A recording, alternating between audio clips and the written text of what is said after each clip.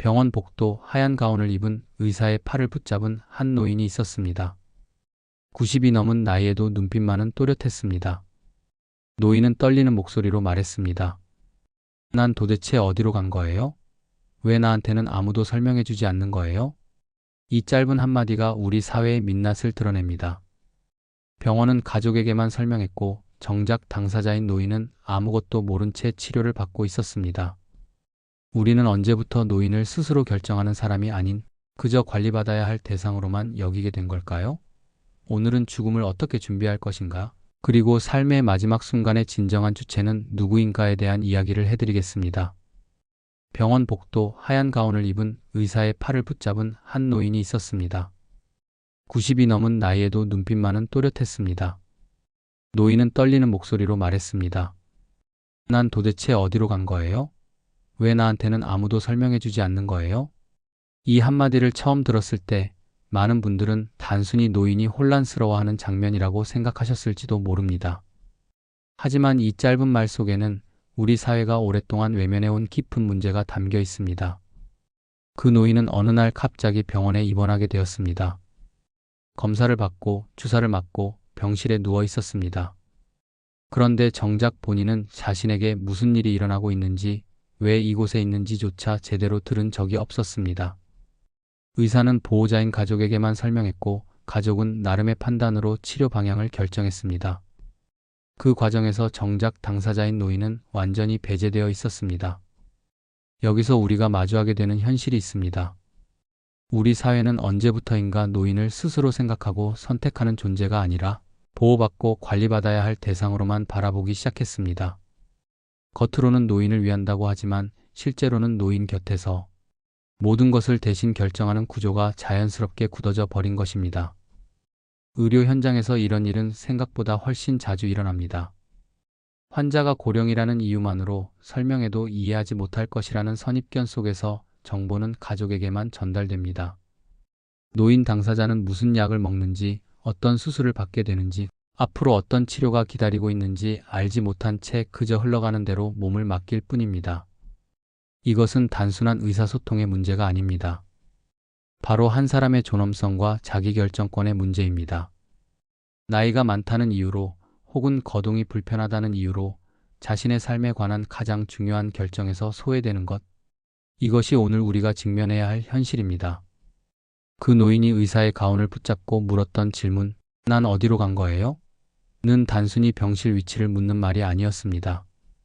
그것은 자신의 삶이 자신도 모르는 사이에 어딘가로 흘러가 버렸다는 절박한 외침이었습니다. 나는 지금 어디에 있는가? 나는 지금 무엇을 향해 가고 있는가? 그리고 이 선택들은 과연 누가 하고 있는가? 이 질문은 비단 그 노인만의 이야기가 아닙니다. 우리 모두가 언젠가 마주하게 될 질문입니다. 그리고 그 순간이 왔을 때 우리는 과연 스스로 답할 수 있는 준비가 되어 있을까요? 우리나라에서는 지금으로부터 몇 해 전 연명의료결정법이 시행되었습니다. 이 법은 말기 환자가 스스로 연명치료 여부를 결정할 수 있도록 사전에 의향서를 작성해 두는 제도입니다. 죽음에 관한 논의를 공식적인 제도권 안으로 끌어들였다는 점에서 분명 의미 있는 진전이었습니다. 하지만 과연 이 서류 한 장이 삶의 마지막 순간을 온전히 담아낼 수 있을까요? 의향서에는 여러 항목이 나열되어 있습니다. 심폐소생술을 할 것인가, 인공호흡기를 달 것인가, 투석 치료를 받을 것인가, 항암 치료를 계속할 것인가.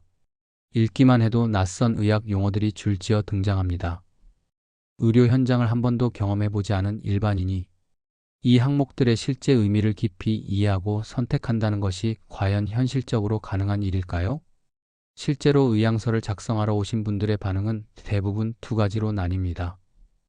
어차피 죽을 때가 되면 다 필요 없으니 전부 하지 않겠습니다 라고 하시는 분과 무슨 일이 있어도 살려만 주세요, 전부 해주세요 라고 하시는 분. 이처럼 많은 분들이 구체적인 상황을 상상하지 못한 채 막연한 감정과 두려움에 기대어 선택을 내리고 맙니다. 이것이 첫 번째 한계입니다. 의향서의 항목들이 지나치게 추상적이라는 점입니다. 두 번째 문제는 현실이 서류보다 훨씬 복잡하다는 사실입니다. 의료 현장에서 환자의 상태는 단 하나의 질병으로 딱 떨어지는 경우가 거의 없습니다. 심장도 안 좋고 신장도 안 좋고 거기에 폐렴까지 겹치는 경우가 대부분입니다. 치료의 강도는 단계별로 나뉘고 어떤 처치는 해야 하고 어떤 처치는 하지 말아야 하는 복합적인 판단이 필요합니다. 그런데 몇 년 전에 작성한 의향서 한 장이 그 모든 상황을 미리 담아낼 수는 없습니다. 그렇기에 의료진은 현장에서 다시 판단하고 다시 묻고 다시 결정해야 하는 상황에 놓이게 됩니다. 서류는 있지만 실질적인 결정은 또다시 처음부터 시작되는 것입니다. 세 번째이자 가장 현실적인 문제는 바로 가족의 개입입니다. 환자가 의식을 잃은 상황에서 가족이 무조건 살려달라고 요청해 온다면 의료진은 어떻게 해야 할까요? 법적으로는 환자의 의향서가 우선입니다. 하지만 현실에서 가족의 절박한 목소리를 외면하기란 결코 쉬운 일이 아닙니다. 의료진도 사람인지라 눈앞에서 울부짖는 가족을 두고 서류에 이렇게 적혀 있으니 그대로 하겠습니다라고 단호하게 말하기가 몹시 어렵습니다. 결국 의향서는 가족과의 충분한 사전 대화 없이는 그 효력을 제대로 발휘하기 어렵습니다. 이 모든 한계가 말해주는 것은 하나입니다. 연명의료 의향서는 끝이 아니라 시작이라는 것입니다. 서류를 작성했다는 사실에 안도하며 멈춰서는 안 됩니다. 정작 중요한 것은 그 이후입니다. 가족과 함께 솔직하게 이야기를 나누는 것, 내가 마지막 순간에 어떤 모습이고 싶은지를 구체적으로 생각하고 전달하는 것, 그리고 그 생각이 변할 때마다 다시 대화하는 것. 이 과정들이 쌓여야 비로소 의향서가 진정한 의미를 가질 수 있습니다. 죽음은 어느 날 갑자기 찾아옵니다. 준비되지 않은 채 맞이하는 죽음은 당사자뿐 아니라 남겨진 가족 모두에게 깊은 상처를 남깁니다. 서류 한 장이 아닌 진심 어린 대화 한 번이 그 어떤 법적 문서보다 강한 힘을 가질 수 있습니다. 치매를 앓고 계신 어르신이 이렇게 말씀하십니다.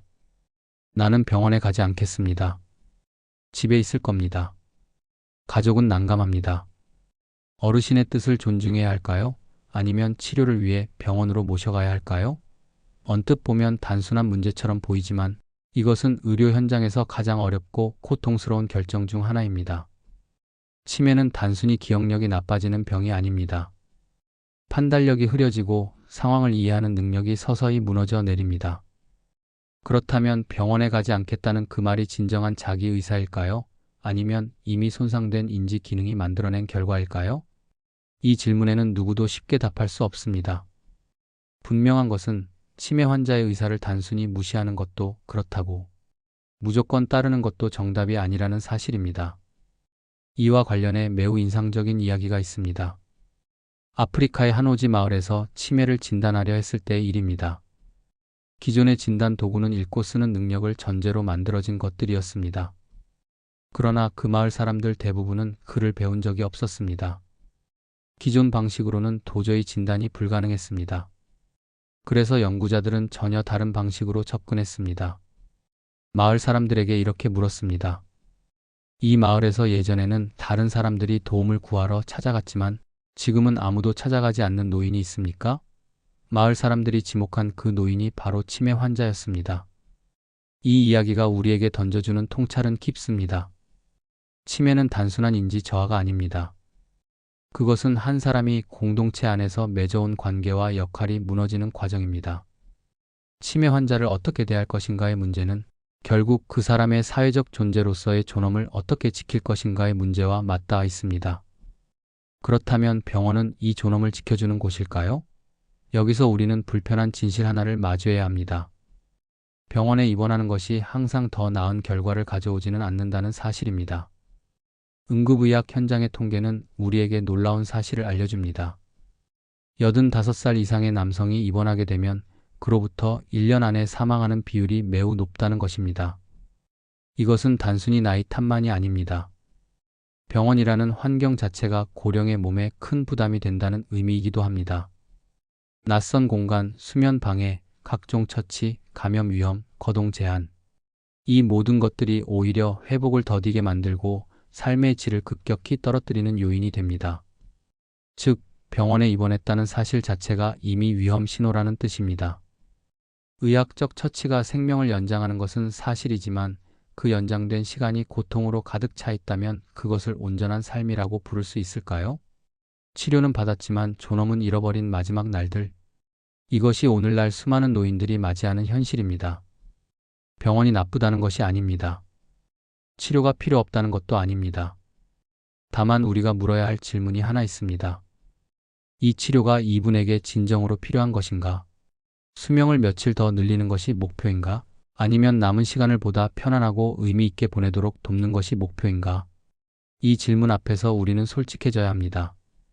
노인의학에서는 노인 환자를 평가할 때 5가지 핵심 요소를 살펴봅니다. 정신기능, 이동성, 배뇨와 배변의 자립, 약물 관리, 그리고 마지막으로 그 사람에게 지금 가장 중요한 것이 무엇인가? 이 5가지입니다. 처음 4가지는 의료진이 비교적 익숙하게 다루는 영역입니다. 인지 검사를 통해 정신 기능을 평가하고 보행 능력을 확인하고 스스로 화장실을 이용할 수 있는지를 살피고 복용 중인 약물을 점검합니다. 이것들은 수치로 측정되고 기록되고 비교될 수 있는 항목들입니다. 그러나 5번째 항목은 다릅니다. 지금 이분에게 가장 중요한 것은 무엇인가? 이 질문은 수치로 나타낼 수 없습니다. 검사지에 체크할 수도 없습니다. 오직 그 노인 당사자와 마주 앉아 진심으로 귀를 기울일 때만 얻을 수 있는 답입니다. 어떤 분은 이렇게 말씀하실 수 있습니다. 나는 손자 결혼식을 보고 싶습니다. 어떤 분은 통증 없이 지내고 싶습니다 라고 하실 수도 있고 집에서 마지막을 맞이하고 싶습니다 라고 하실 수도 있습니다. 이 대답들은 모두 다르지만 그 어느 것도 틀리지 않습니다. 그것이 바로 그 사람의 삶이고 그 사람의 마지막이기 때문입니다. 그런데 현실에서는 어떨까요? 이 질문을 제대로 받아본 노인이 얼마나 될까요? 바쁜 외래 진료실에서 검사 결과를 확인하는 짧은 시간 안에 의사가 어르신 지금 가장 중요하게 여기시는 것이 무엇입니까? 라고 물을 여유는 거의 없습니다. 결국 가장 중요한 질문이 가장 자주 생략되는 아이러니가 반복됩니다. 5가지 핵심 요소 중 가장 마지막에 놓인 이 질문이야말로 사실은 가장 먼저 물어야 할 것인지도 모릅니다. 나머지 4가지 평가는 모두 이 질문의 답을 실현하기 위한 수단에 불과하기 때문입니다. 그렇다면 이 질문에 스스로 답하려면 무엇이 필요할까요? 바로 준비입니다. 그리고 그 준비는 늙고 나서 시작해서는 이미 늦습니다. 건강한 노년은 하루아침에 만들어지지 않습니다. 젊은 시절부터 꾸준히 몸을 움직이고 담배를 멀리하고 균형 잡힌 식사를 유지하고 경제적으로 안정된 삶의 기반을 닦고 가족과 이웃과 따뜻한 관계를 이어온 사람. 그 모든 세월의 축적이 비로소 품이 있는 노년으로 이어집니다. 노년기에 접어든 뒤 갑자기 건강을 챙기고 죽음을 준비하려 해도 그 시간은 이미 많이 흘러버린 뒤입니다. 죽음 준비란 무거운 것이 아닙니다. 오늘 내가 어떻게 살고 있는가를 돌아보는 것, 내 삶에서 진정으로 중요한 것이 무엇인지를 생각하는 것, 그리고 사랑하는 사람들과 그 이야기를 나누는 것. 이것이 죽음 준비의 본질입니다. 그리고 이것은 나이와 상관없이 지금 이 순간부터 시작할 수 있습니다. 우리는 흔히 죽음을 삶의 끝이라고 생각합니다. 하지만 어쩌면 죽음을 어떻게 맞이할 것인가를 생각하는 순간부터 우리는 비로소 삶을 더 깊이 살기 시작하는 것인지도 모릅니다. 96살의 노인에게 의사가 말합니다. 어르신, 이제부터 술과 담배는 끊으셔야 합니다. 과연 이 말이 얼마나 의미 있는 권고일까요? 물론 의학적으로는 틀린 말이 아닙니다.